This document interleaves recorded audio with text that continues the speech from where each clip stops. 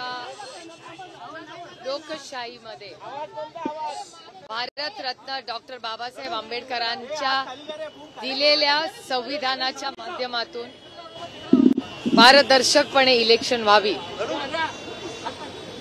हा प्रयत्न आमच्या सगळ्यांचाच असतो। एका सशक्त लोकशाहीमध्ये प्रचाराची प्रक्रिया त्याच्या नियम कायद्याच्या चौकटीत राहून आम्ही प्रचार हा आमच्या महाविकास आघाडीच्या आणि आमचे जे मित्र पक्ष आहेत इंडिया अलायन्स मधले त्यांच्या सगळ्यांचा एकत्रितपणे आम्ही प्रचार सगळे करतोय।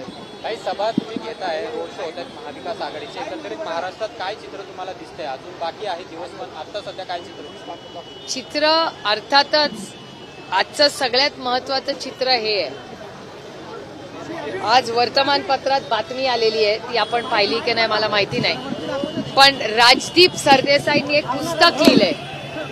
राजदीप सरदेसाईंनी एक पुस्तक लिहिलेलं आहे आणि त्याच्यात एक मोठा दावा आलेला आहे आणि हा खूप गंभीर विषय आहे, ज्या विषयाबद्दल अनेक वेळा मी स्वतः संसदेतही बोललेले आहे आणि माझ्या अनेक भाषणात आणि तुमच्या प्रत्येकाच्या चॅनलवर मी बोललेले की एजन्सीचा गैरवापर करून विरोधी पक्ष फोडणे, घर फोडणे, पक्ष फोडणे हे पाप आणि असंविधानिक गोष्टी सातत्याने अदृश्य शक्ती करते आहे।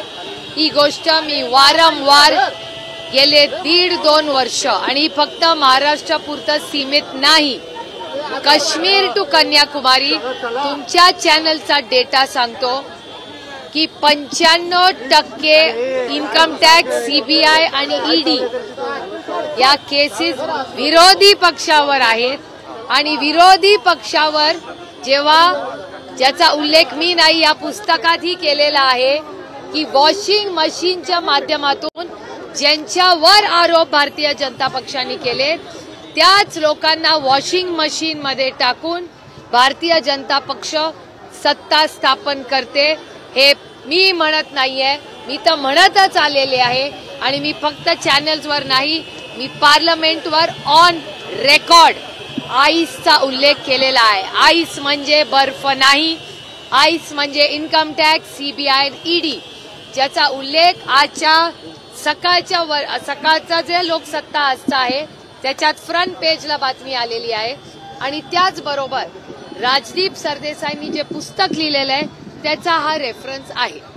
याच्यामध्ये असंही म्हटलेलं आहे की भुजबळ ईडी पासून सुटका म्हणजे आमचा पुनर्जन्म झालेला आहे। ईडीची कारवाई वाचली आम्ही भाजपसोबत केल्यामुळे त्याचा एक आनंद सगळ्यांच्या नेत्यांच्या मनामध्ये होता, त्यामुळे आमच्या सगळ्यांची सुटका झाली असं त्या पुस्तकामध्ये दावा करण्यात आला। अनेक गोष्टी त्या पुस्तकात आहेत। मला असं वाटतं की पुस्तक लिहिणाऱ्यांनी आणि ज्यांचा उल्लेख केलेला आहे, दुःख एकाच गोष्टीचं झालं ते वाचताना की या सगळ्या पुरुषांचे पण उल्लेख झाले। मला वाईट एकाच गोष्ट, आणि हे मी खूप मनापासून जड अंतःकरणातून म्हणते, त्याच्यात महिलांचाही उल्लेख झालेला। वाईट ह्याचाच वाटलं की अदृश्य शक्ती ही फक्त पुरुषांच्या नाही महिलांच्याही मागे कशी लागते आणि याचं सगळ्यात मोठं उदाहरण म्हणजे अदृश्य शक्तीने माझ्या 3 बहिणी वर केलेली आयटीची रेड।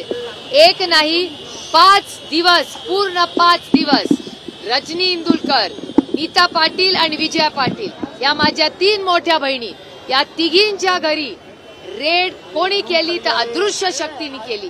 एक नाही 5 दिवस त्यांच्या घरी रेड झाली आणि रेड होताना त्यांची नातवंड घरात होती, दूध वेळेवर येत नव्हतं, गन स्टॉकिंग लोक फिरत होते। कधी याचा विचार अदृश्य शक्तीने केलाय की त्या मुलांवर काय वाटत असेल?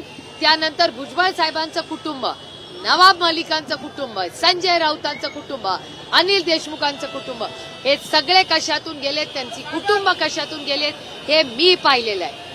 आणि आरोप करणारे देवेंद्र फडणवीस, मला त्यांना प्रश्न विचारायचा आहे की त्यांनी आणि अदृश्य शक्तीने याचं उत्तर द्यावं लागेल की जेव्हा कैलासवासी RR पाटलांवर या सगळ्यांनी मिळून आरोप केला त्या फाईलवरची फायनल इन्क्वायरी कोणी लावली तर ती देवेंद्र फडणवीसांनीच लावली।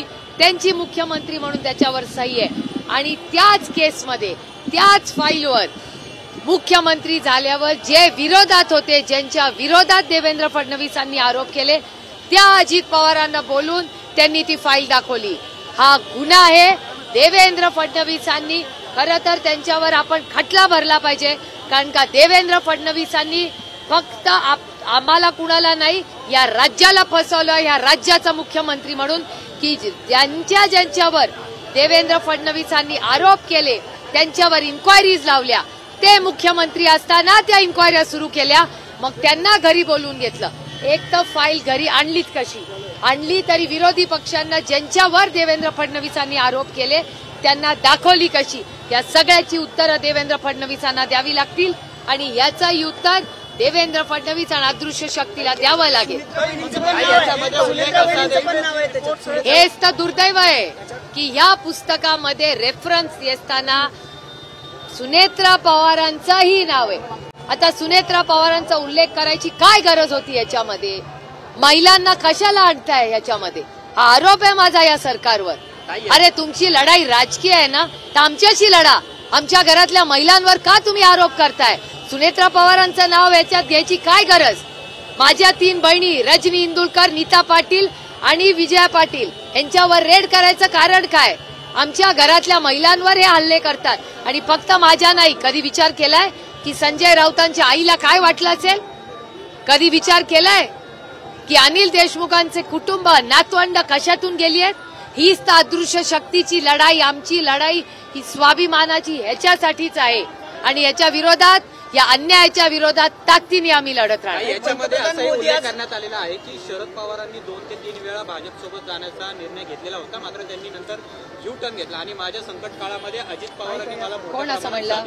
छगन भुजबळांनी उल्लेख केलेला आहे. त्या पुस्तकामध्ये तुम्ही सगळ्यांनी तुम्ही सिलेक्टिव्हली प्रश्न विचारलाय. तुम्ही वाचलाय का सगळं? मेन मुद्दे जे आहेत मेन नाही, मेन सगळा वाचलाय का? ह्याच्यामध्ये असंही लिहिलेलं आहे की शरद पवारांना जाऊन हे पुस्तकात कोट अनकोट पूर्ण दाखवा माझा कोट. याच्यातच याच पुस्तकात कोट असं लिहिलेलं आहे की हे सगळे ईडी, हे मी म्हणत नाहीये, हा कोट भुजबळ साहेबांचा आहे असं हे पुस्तक म्हणतंय. मी काही म्हणत नाहीये. त्याच्यात असं लिहिलेलं आहे की शरद पवारांना 2-3 वेळा सांगण्याचा प्रयत्न केला, पण शरद पवारांनी भारतीय जनता पक्षाबरोबर जाण्यासाठी नाकार दिला. हे सांगत राहिले की ईडी, इन्कम टॅक्स, सीबीआयचा रोष वाढतोय, तुम्ही बीजेपी बरोबर चला. पवार साहेब म्हणाले की मी बीजेपी बरोबर जाणार नाही. हे या पुस्तकात रेफरन्स आहे, तो इथे या कॉलम मध्ये आहे. माझी विनंती आहे सगळ्यांनी हे वाचावं. एकीकडे तुम्ही असं हे सगळं आज चाललंय, दुसरीकडे फडणवीस बोलताना असं म्हणाले की फेक नॅरेटिव्ह सेट करण्याच्या फॅक्टरीचे डायरेक्टर तुम्ही आहात. माझी विनंती आहे, माझी देवेंद्र फडणवीसांबरोबर तुम्ही म्हणाल ती वेळ, तुम्ही ते म्हणतील ती जागा, आणि तुम्ही पाहिजे तेवढे कॅमेरे या. मी देवेंद्रजींबद्दल अतिशय विनम्रपणे ते म्हणतील तिथे चर्चा ऑन कॅमेरा करायला तयार आहे. यातलं कुठलंही काय जर खोटं असेल तर याचं स्पष्टीकरण त्यांनी द्यावं.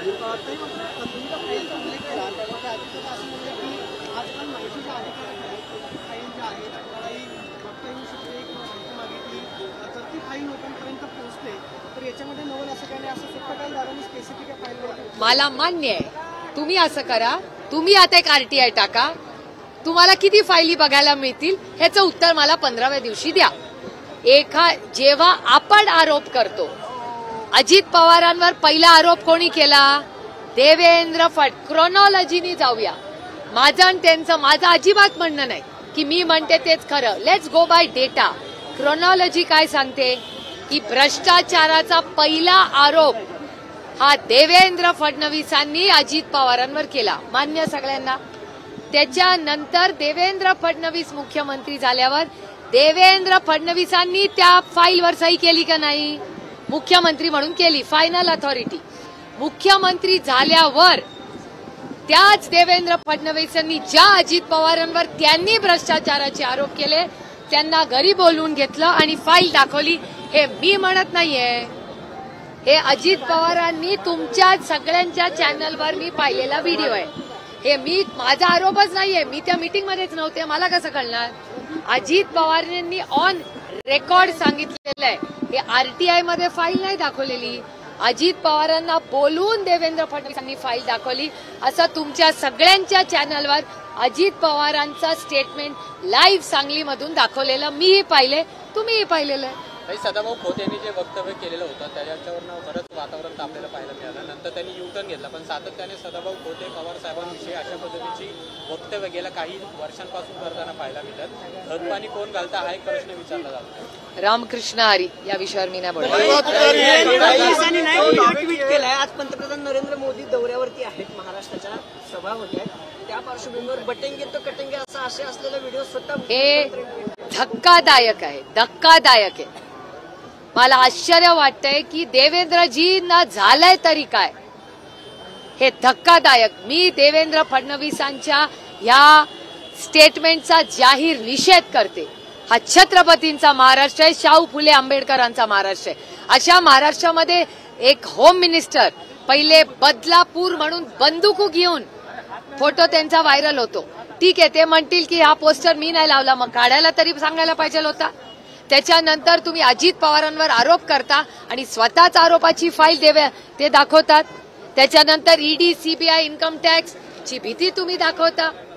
त्याच्यानंतर अशी जी विधानं देवेंद्रजींनी केली आहेत, देवेंद्रजी तर म्हणले होते 2 पक्ष फोडून मी सरकारमध्ये आलो. ही काय कौतुकाची गोष्ट आहे? मला आश्चर्य वाटतंय की देवेंद्र फडणवीसांना झाले तरी काय. आणि एवढंच नाही, राहुल गांधींनी संविधान घेऊन हातामध्ये, हा संविधान घेऊन त्यांनी त्यांचा फोटो आला, भाषण केलं, त्यालाही म्हणजे आज जर या देशामध्ये संविधान हातात घेऊन भाषण करणं गुन्हा असेल तर इथे उपस्थित आम्हाला सगळ्यांना तो गुन्हा मान्य आहे. देवेंद्र फडणवीसांनी आम्हाला सगळ्यांना अटक करावी, पण आम्ही संविधान हातातून सोडणार नाही.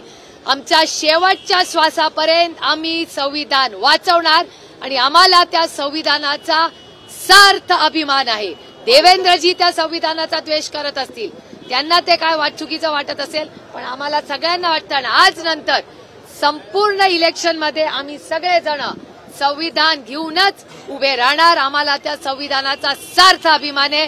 देवेंद्र फडणवीसांनी आमच्यावर आरोप करावे, आम्हाला अटक करावी, आम्हाला मान्य आहे.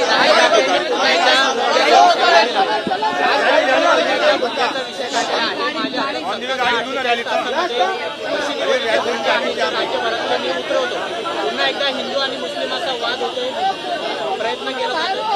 अहो, ही एक इकॉनॉमिक्स मध्ये टर्म आहे, इकॉनॉमिक्स मध्ये एक टर्म आहे की आपण करायला जातो आणि झालं दुसरं. त्यांनी जेव्हा हे काढलं ना की भोंगे उतरणार, सगळ्यात मोठं नुकसान कुठे झालं माहितीये? शिर्डीला पहाटेची आरती बंद झाली, गावाला ऐकायची. किती नाराज झाले सगळे लोक.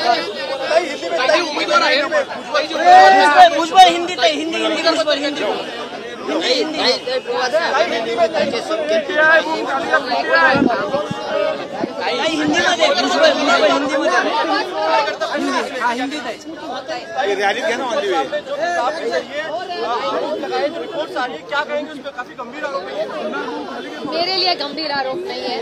मैं 2 साल से लगातार आइस मतलब बर्फ नहीं, आइस मतलब इनकम टैक्स, सीबीआई और ईडी, और जिस तरह जो विरोध में है उसको आइस किया जाए. कश्मीर टू कन्याकुमारी एजेंसीज को लेके अदृश्य शक्ति, एजेंसीज बुरी नहीं है, एजेंसीज अच्छी है, वहाँ काम करने वाले अच्छे हैं. प्रॉब्लम अदृश्य शक्ति का है. अदृश्य शक्ति सबके पीछे कश्मीर टू कन्याकुमारी. और आपका डेटा आपके न्यूज़पेपर में और टीवी चैनलों पे आया हुआ डेटा है कि 95% जो केसेस है वो ऑपोजिशन पे है.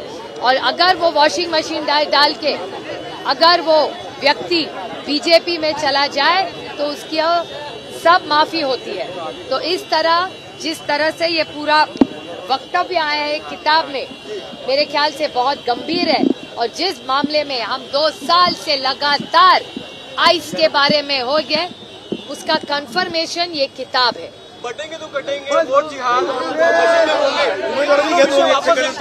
ये बहुत मुझे आश्चर्य लगा कि छत्रपति और शाहू फुले अंबेडकर जी के महाराष्ट्र में ऐसा वक्तव्य बीजेपी के एक वरिष्ठ नेता करते हैं, इसकी मैं निंदा करती हूँ।